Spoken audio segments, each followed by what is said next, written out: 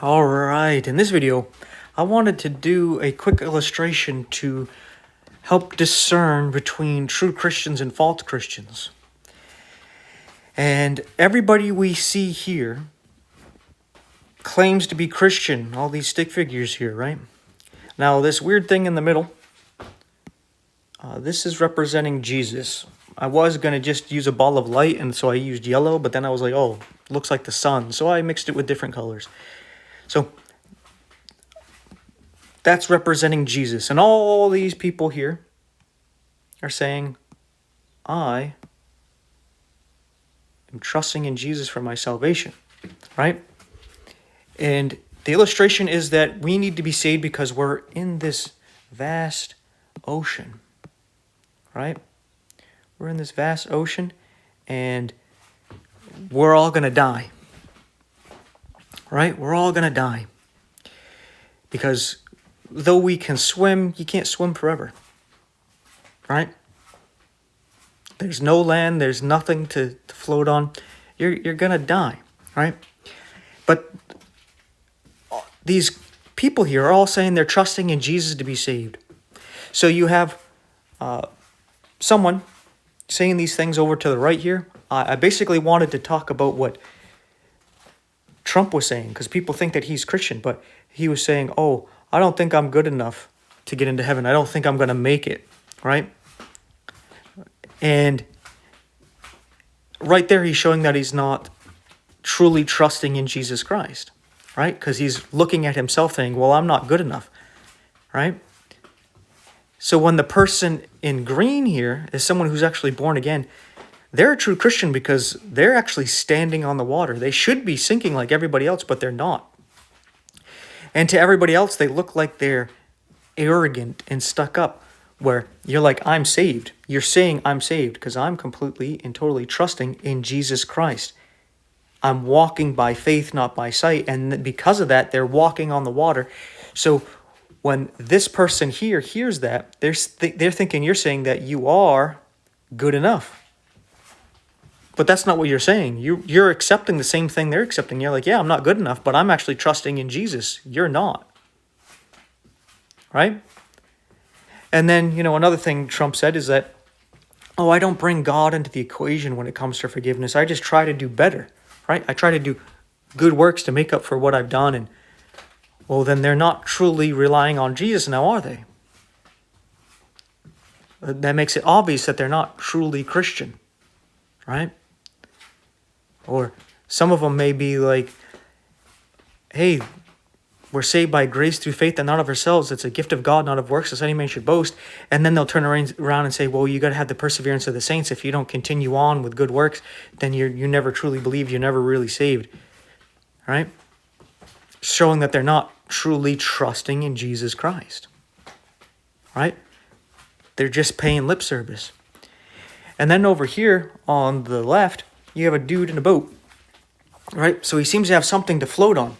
But you see, this thing is sinking. In the back here, tried to make it look like it's busted open. It's sinking. And this is somebody who's relying on their church, right? They're like, because of my church, I'm part of the one true church.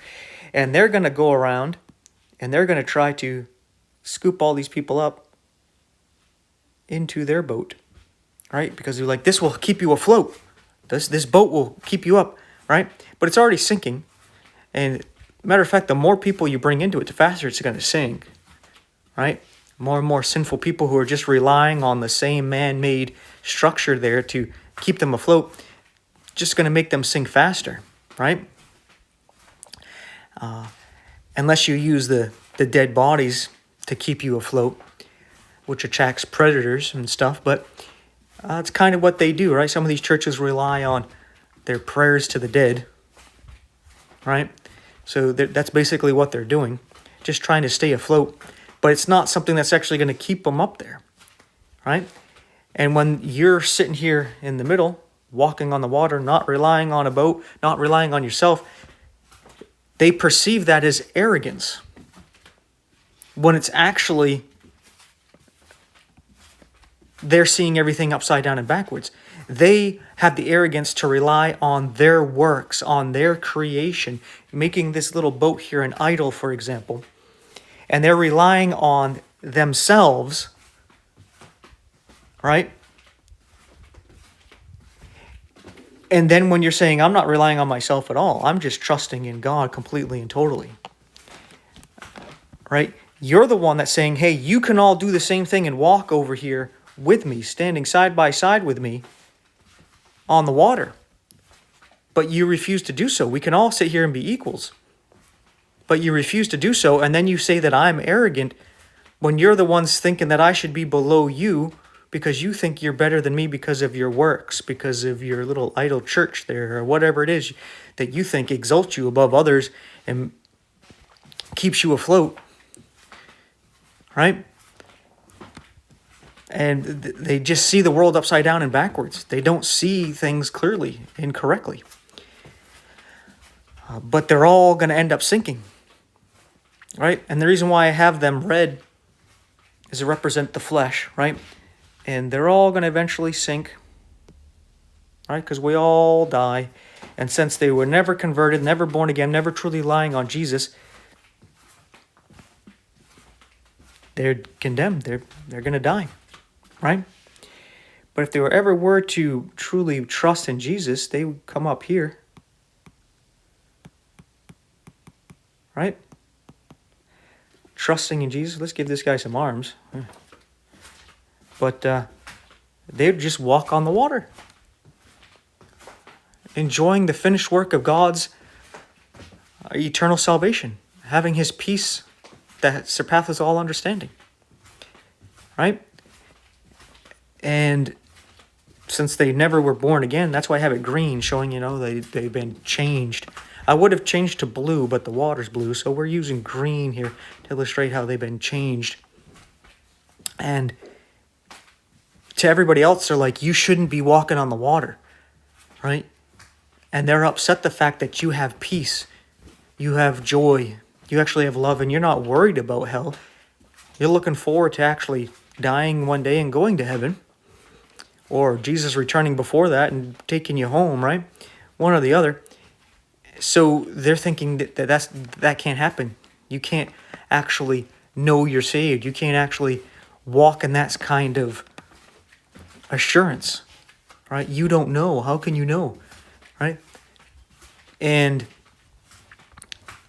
to them, they think you're some kind of heretic or something, right? So if you come near some of these people that you want to try to lift out of the water, sometimes they try to just pull you down, right? They try to pull you into it. And those kind of people, you just kind of got to walk away from, right? Because if you're trying to pull them up and they just try to pull you down instead, well, they don't want to be saved. You can't force them to be saved. You just got to walk off and see who wants to be pulled up.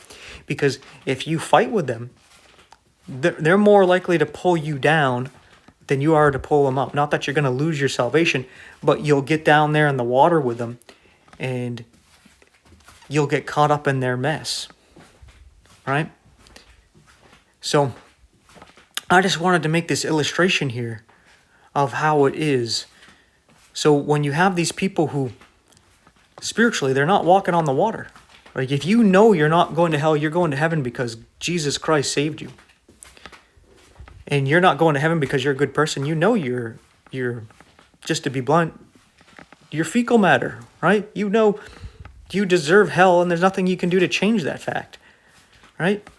You know this. Taking the sacraments doesn't change this. Going to church on the correct Sabbath doesn't change this. You doing charity work doesn't change this. You paying tithes doesn't change this. No matter what, you deserve hell and you know this and you have accepted this. But you also accepted the fact that God loves you anyway and he's for you and that he saved you. And because of that, you're walking on the water and you have peace, joy, and love in your life.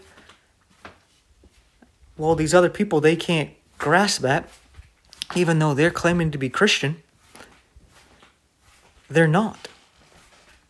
Because they're not able to walk on the water. They have doubt and they cannot preach anything other than doubt. Right? Because if you don't want to get on the boat because you see that it's sinking, well, to them, you're condemned. Right? If you're not believing the same legalistic nonsense they're believing in works, you're condemned. Right? And even then, they don't have that security themselves, right?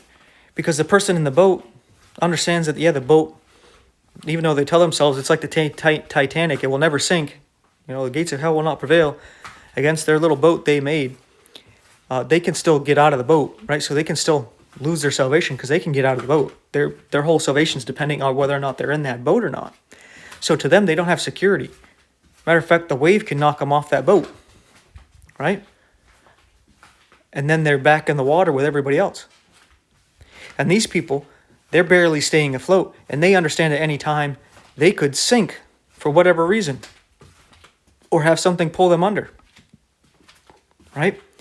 So they don't have this security. So they don't truly have peace in their Christian walk. They don't truly have that joy and that love. They have spurts of happiness, right? Spurts with their consciences cleared for a moment. It kind of reminds me of a song. I'll wrap it up with this. It was a hymn, and at the end of the hymn it says, "No guilt in life, no fear in death, from life's first cry to final breath." And these people, they have guilt in life because they haven't truly accepted Jesus Christ, and they do fear death because they know they don't meet the standard. Their conscience gets to them, right? And that's why they go overboard with their religious rituals and their works, because they have a guilty conscience. And they're trying to convince themselves that they don't deserve hell, they deserve heaven.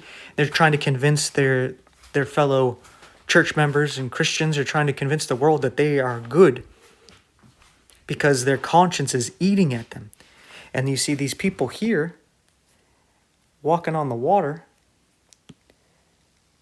They're not trying to actually convince anybody of anything and going out of their way to do religious rituals and good works because they don't have a guilty conscience, because it's all been put on to Jesus. Not because we want to put it on Jesus, but because this is the only way. He doesn't deserve it, but it had to be done. He took it on himself. He bore my life, past, present, and future. He took on my condemnation to death and hell. He became one flesh with me, joining to my imperfect, impure, sinful, mortal life, and became sin for us. That he took on our punishment so that we don't have to. As far as God's concerned, we died 2,000 years ago. We lived the rest of our life. We've already lived. We lived the whole thing. But when we died, we died 2,000 years ago at our judgment through Jesus Christ. So we can't be condemned for anything because all our sins have been paid for. And our life that we have isn't our own. We're dead. The life that we get to live is actually Jesus' life. And we clothed in his righteousness. And that's how we're walking on the water, because of our faith in God. When Peter sunk, Jesus says, "Hey, why did you doubt, ye of little faith?" Right? Because he wasn't walking on the water because he was righteous and a good, holy man. Because later on, he ends up telling Jesus he's not going to go into Jerusalem to die. And Jesus has to rebuke Satan out of him, or his influence over him, right? And he ends up denying Jesus 3 times after that. Right? So Peter wasn't walking on the water because he's a holy, righteous guy, but because of his faith in Jesus telling him to come out on the water.